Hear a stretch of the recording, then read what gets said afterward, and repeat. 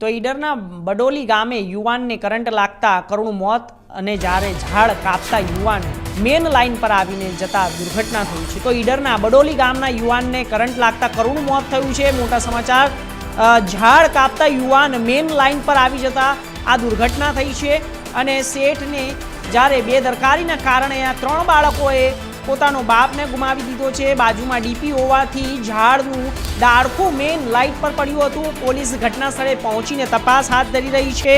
ઝાડ ઉપર ચડ્યો હતો, કટિંગ કરી રહ્યો હતો। આ દ્રશ્યો જોઈ રહ્યા છો તે દ્રશ્યો ત્યાંના જ છે અને જ્યારે યુવાન મેન લાઇટને અડી જતા તેનું ગંભીર રીતે મોત થયું છે।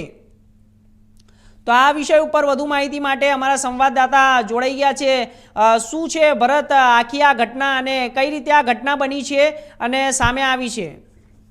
જી હર્ષ, ચોક્કસથી જણાવીશ। સાબરકાંઠાના ઈડર તાલુકાની અંદર બડોલી ગામે એક ભંગારને લેવેચ કરનાર દુકાનમાં એક યુવક નોકરી કરતો હતો।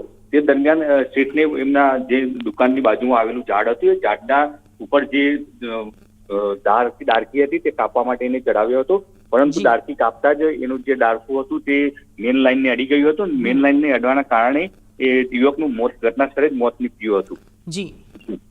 જી, પરંતુ ભરત, આવી રીતે કે જ્યારે કોઈ ઝાડ ઉપર ચડતું હોય અને ઝાડ ઉપર ચડ્યા પછી આવી રીતે કરંટ લાગે તો ત્યાં તો એક બેદરકારી સામે આવી છે। ત્યારે કોઈએ જાણ ના કરી, તપાસ ના કરી કે આ ઝાડ ઉપર ચડાય કે ના ચડાય। જે તેમનો શેઠ હતો, જે કોઈ પણ હતો ત્યાં, તો તેને તો કહેવું જોઈએ ને, જાણકારી રાખવી જોઈએ, કારણ કે આ તો એક પરિવારના સભ્યનું મોત થઈ ગયું, તેની પાછળ તેના બાળકો પણ અનાથ થઈ ગયા।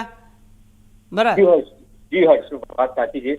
જે ઝાડ ઉપર ચડવા પહેલા જ એમને ધ્યાન રાખવું જોઈએ કે ઝાડને અને તારને કેટલું અંતર છે, પરંતુ લોકોના કહેવા પ્રમાણે તો ઝાડ થોડું દૂર હતું, પરંતુ જેનું ડાળું કાપવા પછી જે ડાળ હતી એ મેન લાઇનને અડી હતી, તે બાદ એનું મોત થયું તેવું સ્થાનિક લોકો પણ જણાવી રહ્યા હતા।